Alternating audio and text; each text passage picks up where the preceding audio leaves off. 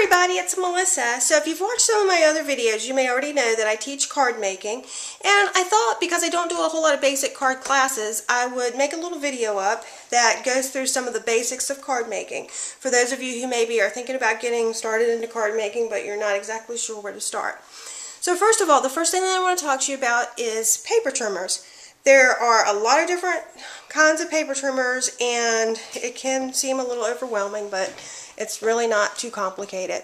So first of all, you have your tabletop trimmer. That's a trimmer that looks like this, and this one is a rotary style, which means that it has a round rotary blade that looks like this. It snaps in and out, so it's easy to replace. And they also make these in scoring blades, so you can take it out. Instead of having a cutting blade, you can have a scoring blade, and they also make them in shapes, so you can cut different types of edges, scallops and what have you. So that's one type of trimmer. This is another one that's also a rotary trimmer, but it's not a tabletop, it's portable, which means that it has this arm. Hopefully you guys can see that. It has this arm that extends out.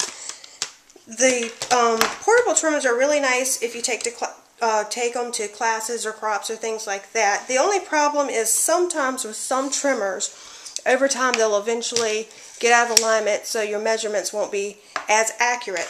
Of course, this paper trimmer goes up to 12 inches versus the tabletop one that I have only goes up to 8.5 inches. So there are pros and cons to each. I also have this kind of portable trimmer too, which is not my favorite, that has the pull-out arm on it, just like that.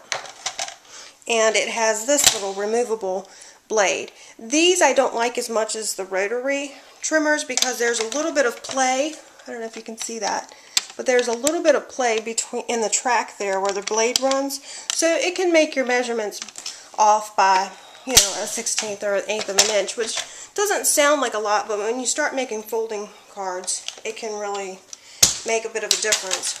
And let's see. The other thing that I wanted to talk to you about is scissors. This is an easy one. You'll need scissors to get started. I like precision scissors. That just means that they have this nice fine tip on them. These are also Fiskars, and they come in like just plain like this, like regular scissors. They also make non-stick. I have a pair of those, but I haven't opened them up yet, so I don't know if they're any better. The other thing that's essential to card making is a bone folder. Looks like this. This gives you nice fine creases or folds when you're cutting your paper and you want to fold it in half. So for making a card, a standard card size folded is 5.5 by 4.25. So to get that size, we take an 8.5 by 11 inch piece of paper that looks like this, just regular size. And on the 11 inch side, we're going to cut it in half at 5.5 inches.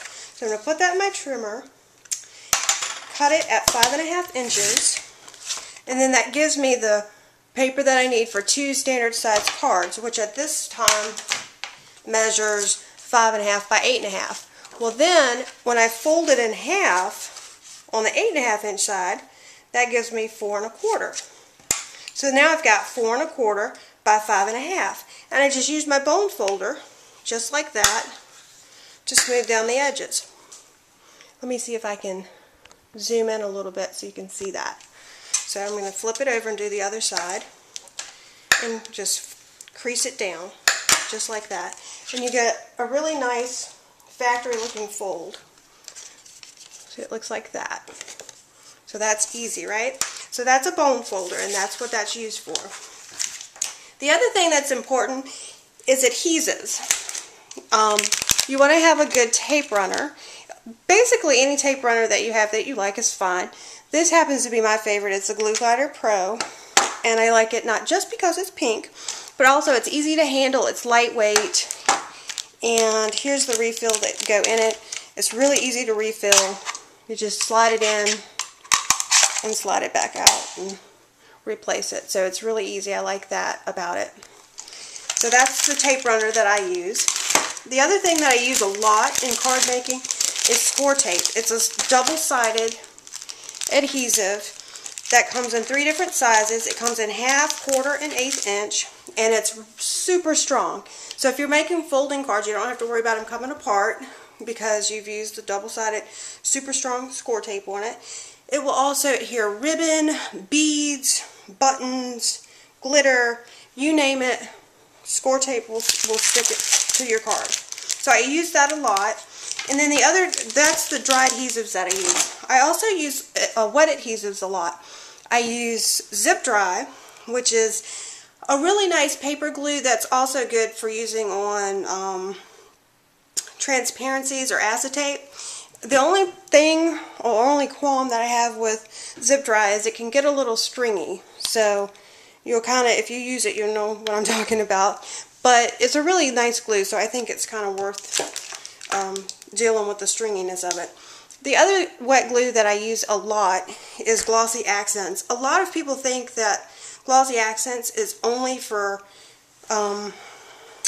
making stickers or papers dimensional, because it is good for that, but it's also a wonderful paper glue.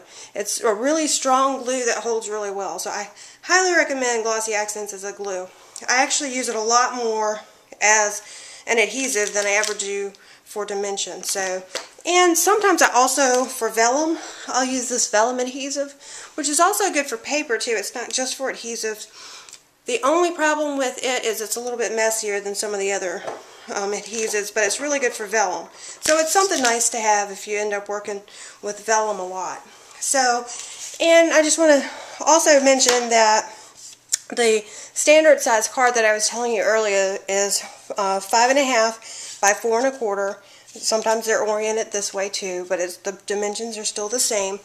And that fits into a standard A2 size envelope. So when you go to buy an envelope, or if you make your own, if you make the standard size, it's always going to fit 4 1/4 by 5.5.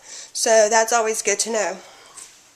So I hope you've learned something, and if you have any questions, please email me. I'm always happy to answer emails, and thanks for watching.